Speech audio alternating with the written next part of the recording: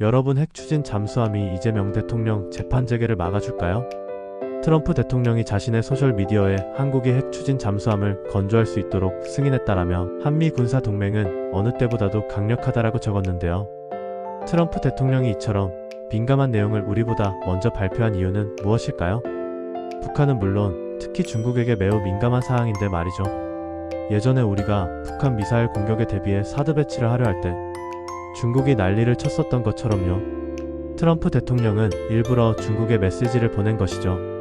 트럼프 대통령이 굳이 한미 군사 동맹이 어느 때보다도 강력하다라고 강조한 점, 그리고 이번 승인 발표가 시진핑 중국 국가주석과의 정상회담을 몇 시간 앞두고 나왔다는 점 등이 이를 뒷받침합니다.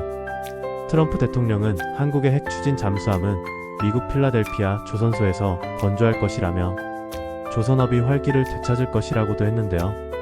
트럼프 대통령이 자국 이익을 잘 챙겼다고 자랑하는 모습입니다. 그런데요, 우리에겐 어떤 이익이 있을까요?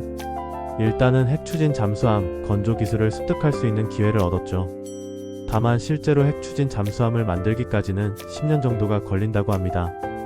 게다가 미국 필라델피아 조선소에는 핵 추진 잠수함 건조 시설이 없어서 이를 처음부터 만들어야 한다네요. 이런저런 이유로 우리의 상당한 돈과 시간, 노력 등이 투입되게 생겼습니다. 상황이 이러니 최대한 핵 추진 잠수함 기술을 많이 습득하는 것은 물론 이참에 핵 추진 잠수함에 들어가는 소형 원자로를 다른 대형 선박 등에도 적용할 수 있는 기회로까지 이어졌으면 좋겠습니다. 또 원자력에 대한 불필요한 부정적 인식에서 벗어나 우리나라 원자력 발전 산업이 성장하는 계기가 되었으면 합니다. 물론 이재명 정권이 별로 좋아하지 않을 것 같지만요. 그런데 이번 핵 추진 잠수함이 이재명 대통령에게 어떤 영향이 있을까요? 당장에는 지지율에 반짝 효과가 있을 것입니다. 하지만 곧 사그라들 것으로 보입니다. 왜냐하면 핵 추진 잠수함 승인은 철저히 미국 이익에 맞춰져 있다는 인식이 곧 퍼질 것이기 때문입니다. 게다가 미국과의 관세 협상 내용도 좋게 평가하기 어려운 수준입니다. 일각에선 미국이 선불로 요구하는 3,500억 달러를 할부로 주기로 한 점이 성과라고 하는데요. 하지만 애초부터 선불로 달라는 미국의 요구는 불가능했습니다. 미국도 그걸 알았고요.